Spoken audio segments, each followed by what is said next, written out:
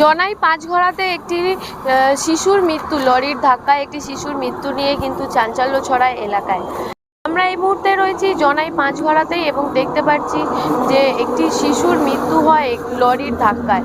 যেমনটা স্থানীয় সূত্রে খবর যে শিশুটি এই এসিসি গোডাউনের ভেতরেই তার আত্মীয় কাজ করেন, আত্মীয়র সাথেই দেখা করতে আসে এবং এই ঢুকতে যায় এসিসি গোডাউনের ভেতর, কিন্তু তার মধ্যেই কিন্তু লরি না দেখতে পেয়ে তাকে কিন্তু ধাক্কা দেয় এবং ধাক্কা দিয়েই সে লরিটির প্রথম চাকাতেই পড়ে যায় এবং তারপরেই তার মৃত্যু হয়। সেখানেই কিন্তু ঘটনাস্থলে পুলিশ আসে এবং অ্যাম্বুলেন্সে করে কিন্তু নিয়ে যাওয়া হয় শিশুটির দেহকে চণ্ডীতলা গ্রামীণ হাসপাতালে। তারপরেই চিকিৎসক দেখে তাকে মৃত বলে ঘোষণা করেন।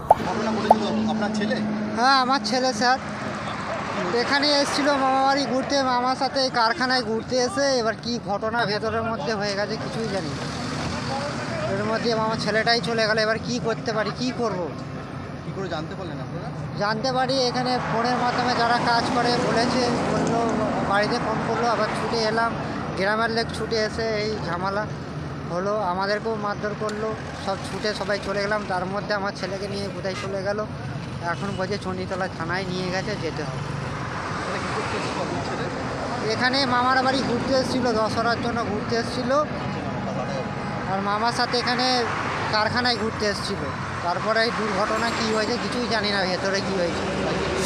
হ্যাঁ, সাইকেল নিয়ে এসেছিল। মামার দেখলাম একটা বাইক পড়ে রয়েছে। হ্যাঁ, মামার বাইক পড়ে। মামাকেও আমি জানি না আমি কী হয়েছে, আমি হঠাৎ করে এখানে এসেছি, তখন লাঠি চার্জ হচ্ছে, আমাকেও মারলো, আমার বউকেও মারলো, বউয়ের মাথা ফেটে গেছে, এখানে রক্ত বেরোচ্ছে, আমাকেও এখানে মারলো। তখন ছুটে চলে গেছি, তার মধ্যে আমার বাচ্চাকে নিয়ে চলে গেছে, আর কিছুই হদিস নেই। এখন বলছে চণ্ডীতলায় থানায় আছে, যেতে হবে। এখন কী করলাম? আমার নাম প্রবীর তাঁতি। আপনার ছেলের নাম? প্রীতম তাঁতি। 9 বছর। এখানে কি কোনো পুজো ছিল? এখানে দশহরায় পুজো হয় মামুন মশা, ওই জন্যই ঘুরতে এসেছি। আপনার বাড়ি ঝাঁকারি মাঠপাড়া।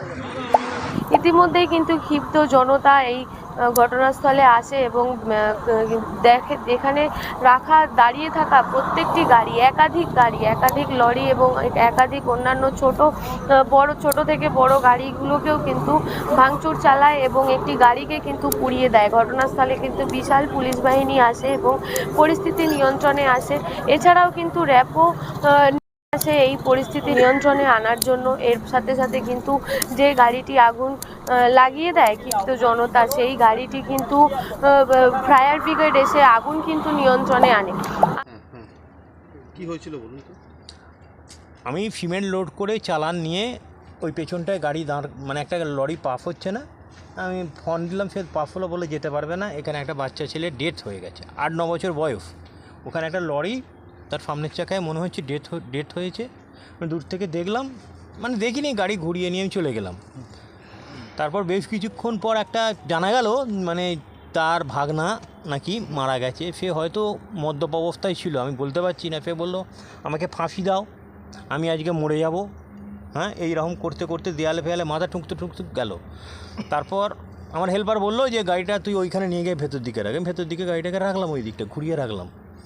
তার কিছুক্ষণ পর, মানে অন্তত আধ ঘন্টা পর, উন্মত্ত জনতা, মোটামুটি 20-25 জন, মানে সংখ্যায় তারা বেশ আছে, তারা এসে মানে সব গাড়িতে মারছে। আমার গাড়িটা একটা ইট মারলো, তখন এই দিকটা ভেঙে গেল। আমি বললাম ভাই আমার গাড়িটাকে মারছো কেন? আমি তো কিছু করিনি, আমি খালি গাড়ির চাবিটা বার করতে গেলাম। ওরা আমাকে নিয়ে গিয়ে দেয়ালে গিয়ে কিল ঘুষি চারদিকে মারলো।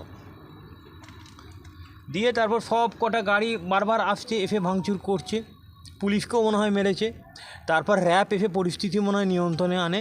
তার আগে কিছু ছেলে এলো, এসে তারা বললো লাঠি নিয়ে, এবং সঙ্গে কিছু মহিলাও ছিল, সবাইকে বসতে বললো। মানে উগ্রপন্থীরা যেমন বলে বসে পড়ো, সবাইকে বসিয়ে দিল। বললো এখান থেকে যে যাবি তাদের লাশ যাবে, তোর ছেলেদের লাশ যাবে, এরকম নানা রকম হুমকিমূলক কথাবার্তা তারা বললো। আমরা ভয়ে ওখানে চুপচাপ বসে আছি। তো এইবার এই পজিশনটা হয়েছে। এই ভিতরে কি করে সাইকেল চালানো হচ্ছে? ভিতরে কি করতে এসেছিল ওরা, কি জানা গেছে? গেটে এখানে কোনো সিকিউরিটির ব্যবস্থা নেই, দেখছেন আপনারা, কোনো সিকিউরিটি নেই। একটা বুড়ো বয়স্ক লোককে ওরা রেখে দিয়েছে, মানে এতগুলো আছে, এর কোনো সিকিউরিটির কোনো ব্যবস্থাই নেই। ওরা বাধা না পেয়ে শুনেছে, খবর দিয়েছে, তারা চলে এসেছে।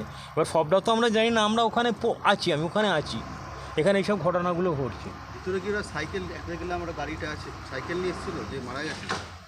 সেটা আমি বলতে পারবো না, যতটা সম্ভব সে ভাগনা তাকে একটা মিষ্টি নাকি লাড্ডু কিনে দিয়েছে। এবার কিসে এসেছে না এসেছে যতটুকু আমার জানা সে কোনো একটা গাড়ির হেল্পার তাকে নিয়ে এসেছিলো, সে গাড়ির হেল্পার, এইটুকুনি আমি যতটুকু জানতে পারলাম। কি লোড হয়, কি লোড করছিলেন? আমি সিমেন্ট আছে গাড়ি, ওটাই সিমেন্টের সিমেন্ট আছে, আরও অনেক রকম গোডাউন আছে।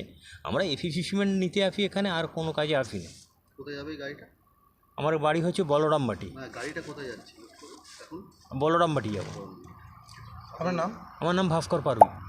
এ বিষয়ে আপনারা কি বলবেন অবশ্যই কমেন্ট করবেন কমেন্ট বক্সে। এ ধরনের খবর পেতে নজর রাখবেন ডিএনএন বাংলায়। ডিএনএন বাংলা, সবার মনে সবার মনে।